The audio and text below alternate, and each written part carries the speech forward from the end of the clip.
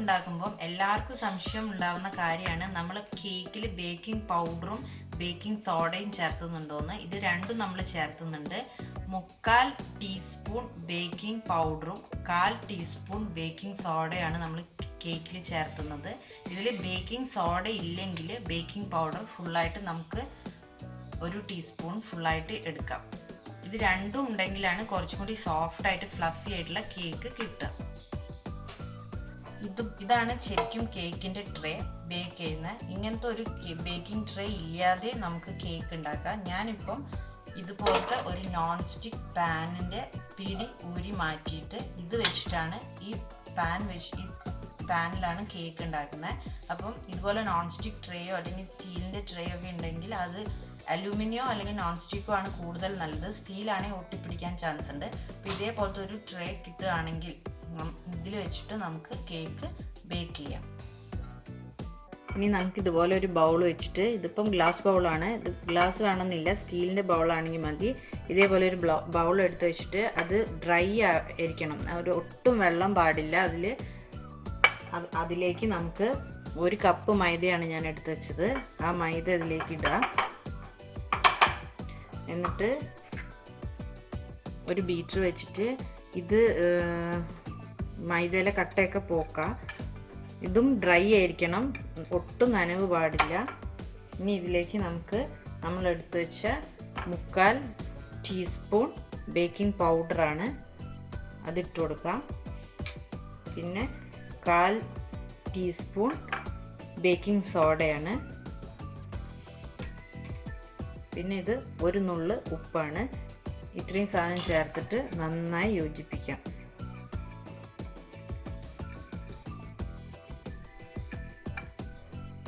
ഒരു hand whisk കൊണ്ടാണ് ഞാൻ യോജിപ്പിക്കുന്നത്, ഞാൻ ബീറ്ററൊന്നും യൂസ് ചെയ്യണില്ല. ഇതാണ് കേക്കിൻ്റെ ഡ്രൈ ഇൻഗ്രീഡിയൻസ്. ഇനി നമുക്ക് വെറ്റ് ഇൻഗ്രീഡിയൻസ് റെഡിയാക്കാം. നമുക്ക് ഒരു മിക്സിൻ്റെ ജാർ എടുക്കാം. ഇതും നല്ല ഡ്രൈ ആക്കിയതാണ്, ഒട്ടും വെള്ളമില്ല, നന്നായി തുടച്ച് ഉണക്കി വെച്ചതാണ്. അതിലേക്ക് 2 കോഴിമുട്ട പൊട്ടിച്ച് വയ്ക്കാം.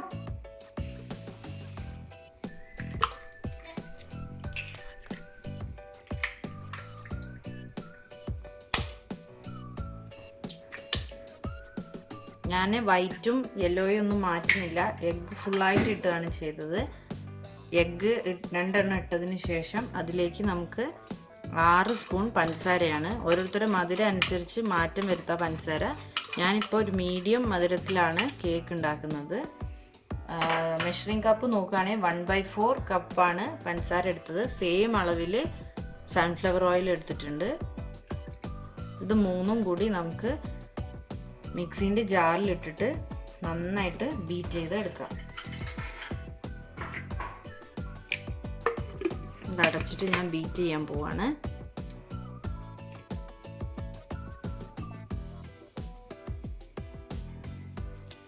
ഇതിപ്പോൾ ഞാൻ പഞ്ചസാരയും 2 മുട്ടയും പഞ്ചസാരേൻ്റെ സെയിം അളവിൽ സൺഫ്ലവർ ഓയിലും കൂടി ബീറ്റ് ചെയ്തെടുത്തതാണ്. ഇനി നമുക്ക് ഇതിലേക്ക് 1/2 ടേബിൾ സ്പൂൺ വാനില എസൻസും കൂടി ഒഴിച്ചിട്ട് ഒന്നും കൂടി ബീറ്റ് ചെയ്തെടുക്കാം. മിക്സിയിൽ നന്നായിട്ട് ഒരു 5 മിനിറ്റ് തുടർച്ചയായി മിക്സ് ചെയ്യാം.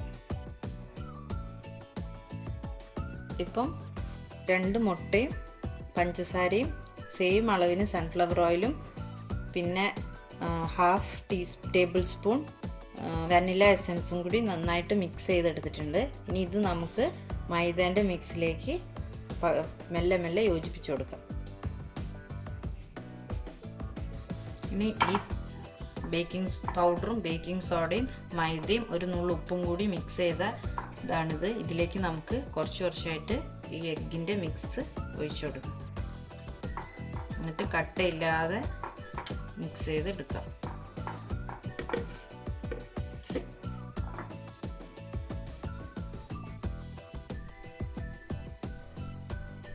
ഞാനിപ്പോൾ ഇവിടെ ഓയിലും ഷുഗറും വളരെ കുറച്ചേ എടുത്തിട്ടുള്ളൂ.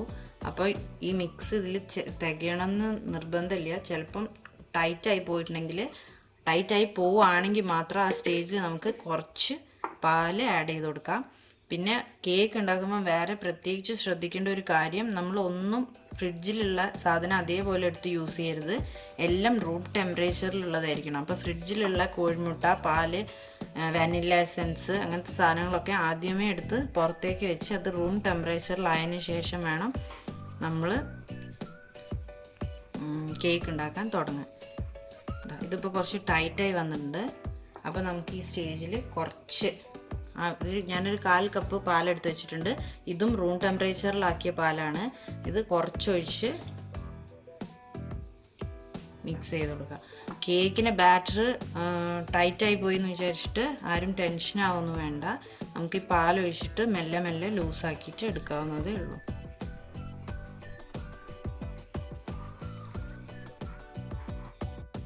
ഇതിപ്പോൾ നന്നായിട്ട് മിക്സ് ആയിട്ടുണ്ട്. ഞാൻ ആവശ്യത്തിന് പാലൊഴിച്ചിട്ട് ഒന്ന് ലൂസാക്കി എടുത്തിട്ടുണ്ട്. ഇതേപോലത്തെ കപ്പിൽ ഒരു 1/4 കപ്പ് പാല് ഞാൻ യൂസ് ചെയ്തു. കുറച്ച് ഡ്രൈ ആയിരുന്നു. അപ്പം ഇതുപോലെ ഇങ്ങനെ ഫോൾഡ് ചെയ്ത് വരുന്ന ഒരു പാകത്തിനാവുന്ന വരെയാണ് ഞാൻ പാല് യൂസ് ചെയ്തത്. അപ്പോൾ നമ്മളിപ്പം സൺഫ്ലവർ ഓയിൽ തന്നെ ഒഴിച്ചിട്ട് ഇതുപോലെ ലൂസാക്കണം എന്നില്ല. നമുക്ക് ആവശ്യത്തിന് റൂം ടെമ്പറേച്ചറിലുള്ള പാലൊഴിച്ചിട്ട് ഇതുപോലെ ലൂസാക്കിയിട്ട് എടുക്കാം. ഇതാണ് അതിൻ്റെ ഒരു പാകം എന്ന് പറയുന്നത്. ഇത് ഫോൾഡ് ചെയ്ത് ഇതുപോലെ വീഴണം. ഇങ്ങനെ വെച്ച് നോക്കുമ്പോൾ നമുക്കിങ്ങനെ മടങ്ങി വീഴുന്ന പാകത്തിലായിരിക്കണം കേക്ക് ഇതിൻ്റെ ബാറ്റർ. ഇതാ നോക്കൂ. അപ്പോൾ എല്ലാവരും ഇനി ഇത് ട്രൈ ചെയ്യുക. ഈ ഒരു ലെവലിലായിരിക്കണം. മെഷറിംഗ് ഒക്കെ കറക്റ്റ് ആണെങ്കിൽ കേക്ക് നന്നായിട്ട് വരുള്ളൂ. പക്ഷെ അതിന് ഒരുപാട് ഓയിൽ യൂസ് ചെയ്യണമെന്നില്ല. ഓയിൽ കുറച്ചിട്ട് അതിൽ പാല് യൂസ് ചെയ്ത് കൊടുത്താൽ മതി. ഇനി നമുക്കിത് നമ്മളെ ട്രേയിലേക്ക് മാറ്റാം. ഞാനിപ്പം ട്രേ എടുത്ത് വെച്ചിട്ടുണ്ട്. ഈ ട്രേ നല്ല ഡ്രൈ ആണ്, തീരെ വെള്ളമില്ല. ഇതിലേക്ക് ഞാൻ കുറച്ച് സൺഫ്ലവർ ഓയിലൊന്ന് ഗ്രീസ് ചെയ്ത് കൊടുക്കുന്നുണ്ട്.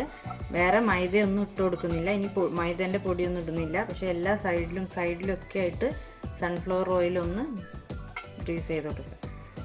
നോൺ സ്റ്റിക്ക് പാനാണ് ശരിക്കും, ഇതിൻ്റെ ആവശ്യമില്ല. പക്ഷെ നമ്മൾ കേക്കിനൊരു ഷൈനിങ് ഒക്കെ ഉണ്ടാവാൻ വേണ്ടിയിട്ടാണ് നമ്മളിങ്ങനെ ചെയ്യുന്നത്. ചിലർ എഗ് വൈറ്റ് ബ്രഷ് ചെയ്യും, ചിലർ മൈദേൻ്റെ പൊടി ഇട്ട് കൊടുക്കും, അങ്ങനെയൊക്കെ ചെയ്യും.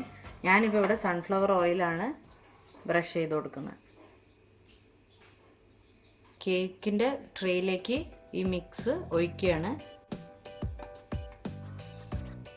ഇത് ഒഴിക്കുമ്പോൾ നമുക്കറിയാം ഇതിങ്ങനെ ഫോൾഡായി വീഴുന്നത് കണ്ട കറക്റ്റ് ടെക്സ്ചറാണ്. ഇങ്ങനെ ഫോൾഡായിട്ട് വീഴുന്നുണ്ടെങ്കിൽ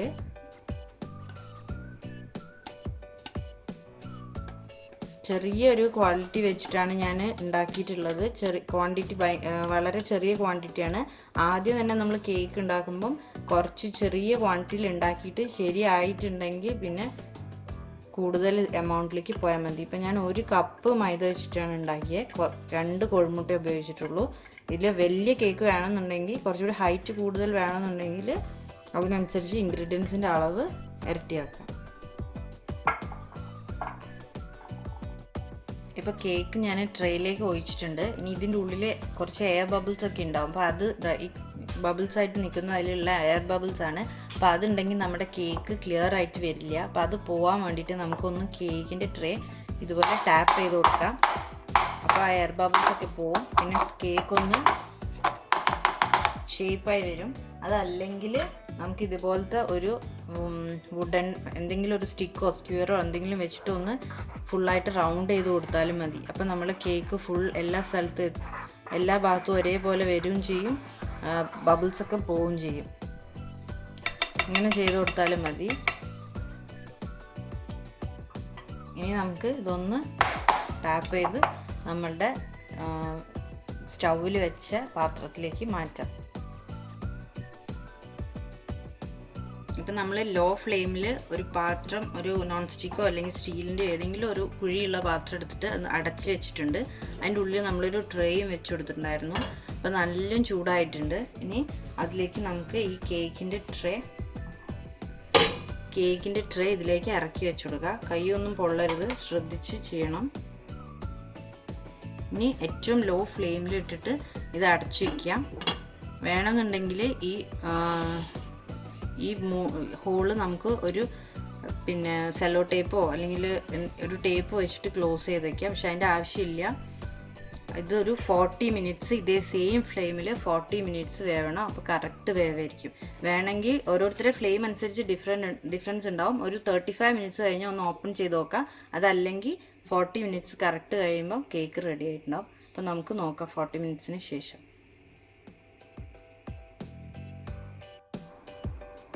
ഇപ്പോൾ കറക്റ്റ് 40 മിനിറ്റ്സ് കഴിഞ്ഞിട്ടുണ്ട്. ഇത് ഒന്ന് ഓപ്പൺ ചെയ്തിട്ട് നമുക്കിതുപോലൊരു സ്റ്റിക്ക് വെച്ചിട്ട് ഒന്ന് നോക്കാം.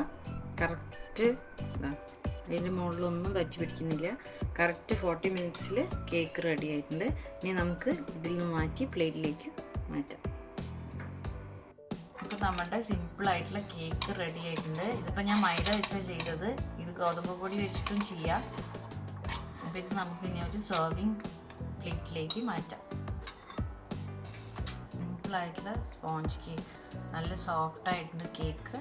ഇനി ഐസിങ് ചെയ്യേണ്ടവർക്ക് അത് ചെയ്യാം. ബീറ്ററൊക്കെ യൂസ് ചെയ്തിട്ടാണെങ്കിൽ ഐസിങ് ചെയ്യാം, അല്ലെങ്കിൽ ഇതേപോലെ തന്നെ കഴിക്കാം. ടീ ടൈം സ്നാക്കൊക്കെ ആയിട്ട് കഴിക്കുക. ഒരു 2-3 ദിവസമൊക്കെ ഫ്രിഡ്ജിലൊന്നും സൂക്ഷിക്കേണ്ട, പുറത്ത് വെച്ചാൽ തന്നെ കേടാവാതെ കിട്ടും.